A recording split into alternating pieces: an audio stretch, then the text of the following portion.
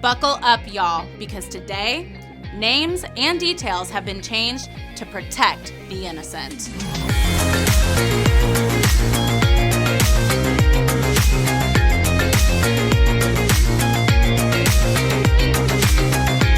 Hey y'all, it's your favorite wedding planner, Rachel Burt Garcia, owner of As You Wish Events and the Bride Babe Club. I am a luxury wedding planner and celebrity party planner out of Dallas, Texas.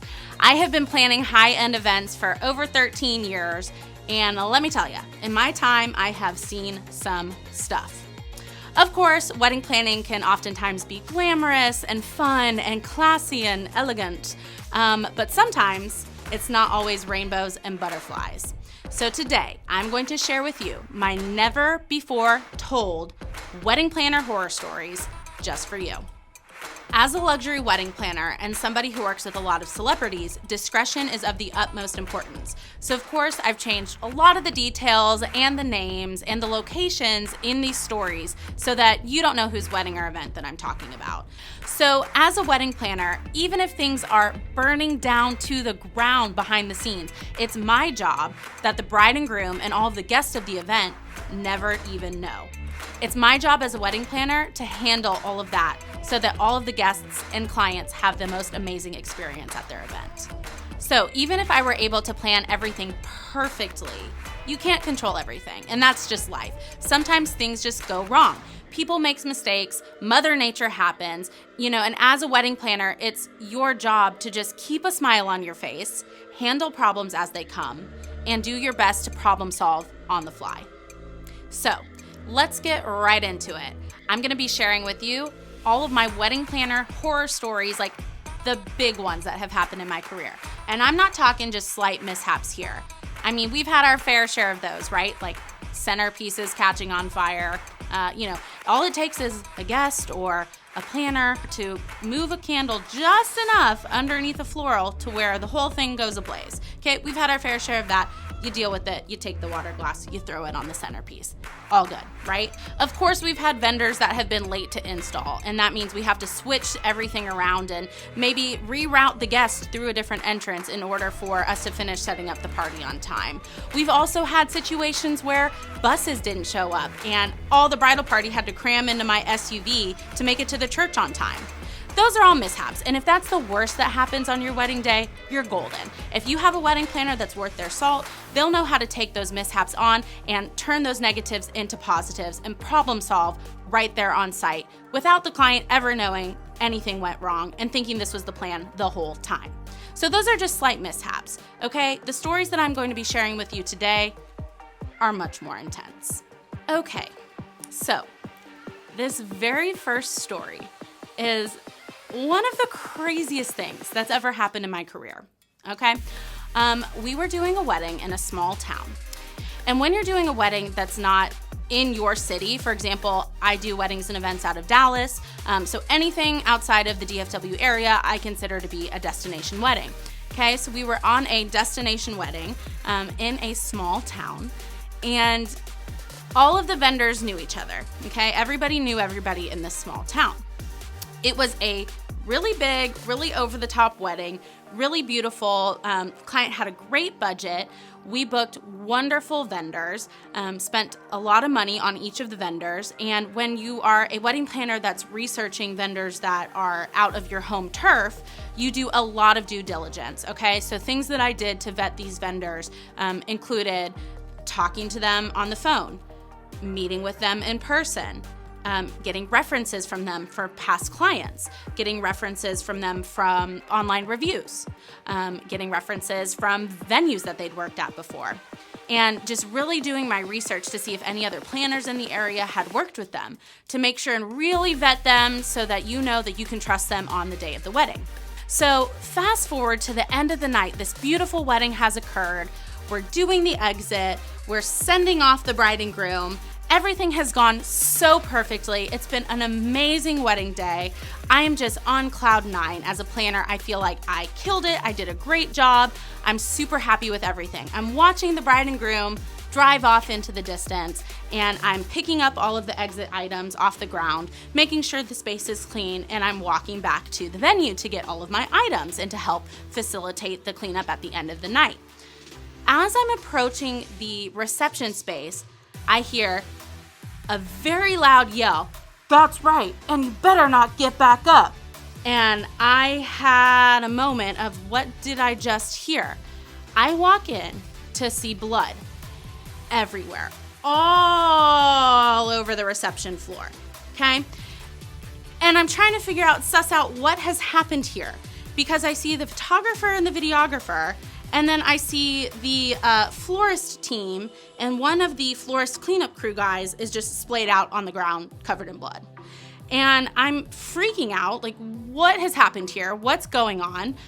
It turned out that because we were in such a small town, the photographer and videographer happened to be related to each other and went to high school with the florist team and the strike crew, the cleanup crew from the floral team, and they had high school beef that came to play as soon as the photographer and videographer walked back into the room and the florist crew was cleaning up.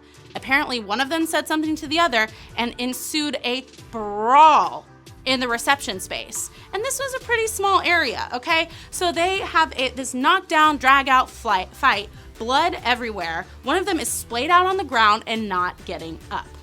Okay, guys, we're talking professionals that got paid thousands of dollars to do this event. All I could think was, thank God this didn't happen during the event while the clients or guests were there. So immediately I'm trying to suss out the situation. Do I call the police? What's going on? What do I do? So lo and behold, someone had already called the police. So I let them handle the situation. This was not my fight. The wedding was already over. But it was one of the craziest things that has ever happened. The ambulance came. The cops were involved. I'm not sure if anybody got arrested or not, or if anybody pressed charges or not. But it was absolutely outright crazy. And the best part of the whole story is, fast forward to the week after the event, the photographer has the audacity to reach out to me and see if I will recommend him for any of my events in Dallas, after he ensued a knockdown, drag-out fight at my event. So, needless to say, I did not recommend him for any of my Dallas brides, obviously. However, the pictures turned out beautiful. The client was really happy with the pictures and the flowers and the video. So all of the vendors that were involved, were able to, pull it out at the end of the day, and everything was fine. But that was really unnecessary and taught me a lesson about working in small towns. So the second story is one of my favorite stories to tell. It was just such a crazy circumstance that I've never had to deal with before. And I think I handled it pretty well, but you tell me in the comments what you think, if you think I handled it well. So we were doing a wedding, another destination wedding. Do you see a pattern here? Where we were nearby a body of water, okay? And we had the entire event outdoors. So the reception was outside. And we displayed everything outside. All the guest tables, the dance floor, the band stage, everything was outside. The cake table, everything, okay? And having never done an event at this venue before, I reached out to their director and I asked, are there any issues I should be aware of? Tell me what you guys typically do. I'm a little nervous about the cake being outside, in the heat, and I'm just nervous. You guys do this every weekend. You tell me what you've seen in the past. And she said, no, it's absolutely fine. We do this every single weekend. I should have trusted my gut, because let me tell you what happened. So where we placed the cake was inside this gazebo, and we were able to put some netting around the gazebo to just keep out any bugs, keep out, any of the elements, just really kind of climate control it in there with a little ceiling fan. So I felt okay about it until we get to the reception, okay? Ceremony's over, went beautifully. Cocktail hour's over, went beautifully. Now all the guests are filed into the reception, and the photographers and videographers are getting detail shots of all of the tablescapes and the guests coming in to see the space for the first time and the cake table and just getting detailed shots of the whole space. And of course, night is falling at this point. It's starting to get a little bit dark outside because we're towards the end of the night. So the sweet, sweet videographer walks up to the cake gazebo and flings open the netting. And I'm a little concerned when I see him do this from afar. I'm like, oh God, he needs to, keep that closed. We're out in the elements. I don't want any bugs to get over there. So I start walking over there, only to see him reach for his light. And I have a minor panic attack inside because I'm thinking, if anybody knows anything about bugs, in the dark, if you shine a light, bugs gravitate. And to make matters worse, this sweet, sweet bride picked a honey cake. So her cake icing was honey flavored. So as I'm seeing the videographer reach for his light, I'm far away. And like when you're in a dream and you just are running slow motion, like, no, that was me. I could not get to him fast enough before he put a bright spotlight on that cake, and just out of my nightmares, all the bugs in the city that we were in came and gravitated towards that light and just flew and just stuck inside all the icing on the cake. Guys, I'm not kidding. It looked like somebody just scooped a bunch of dead bugs and just used them as garnish on this cake. They were stuck in the icing, and it was literally about to be time to cut the cake. And so I went to wedding planner, let's solve this problem mode. And I knew a specific song that the bride and groom really liked because of their affiliation with certain things. I'm gonna leave out the details to protect the innocent, because bless her heart, she still does not know that this occurred. Okay, so I knew that there was a specific song that they really loved and they had a specific dance to. So I actually went up to the band and said, hey, don't announce the cake cutting right now, play this song. So the band's playing this song, everybody's on the dance floor doing this choreographed dance that they love. And I was like, oh, thank God, they're preoccupied. Okay, then myself and the rest of the vendor team made a wall of humans, and we walked like this with the cake behind us as the pastry chef took the cake back to the kitchen. And so we walked like this all the way, hiding the fact that we were transporting the cake back inside. Okay, when we got inside, we scooped all of that icing off the cake. Okay, we made sure that there was not a bug in sight. We made sure that there was no piece of icing left on that cake. We even had the pastry chef cut part of the cake off so that none of the cake that was left behind had even touched icing. And the pastry chef, thank God, re-iced the entire cake and everything was fine. So thank God we were able to save the day. So what we ended up doing, just for food safety, so I didn't serve bug cake, don't worry. So what we actually did was we used the cake that we re-iced for the photos and for the formal cake cutting, and then we actually, thank God, were in a facility that had some available cake in their kitchen, and we utilized that cake to pass around to the guests. So crisis averted. We were still able to get our beautiful cake cutting picture. There were no bugs on the cake, and all of the guests got a fresh slice that was not tainted by a little bug garnish. So that was a situation that I feel like I jumped on the spot and was able to handle pretty quickly and effectively without anybody ever knowing that it went down. Okay guys, so there are so many more stories I could tell you, but I have one more for this video. So if you're really liking this and entertained by all of my crazy wedding planner horror stories, definitely like this video and leave me a comment if you want me to make another video like this, because I could go on for days.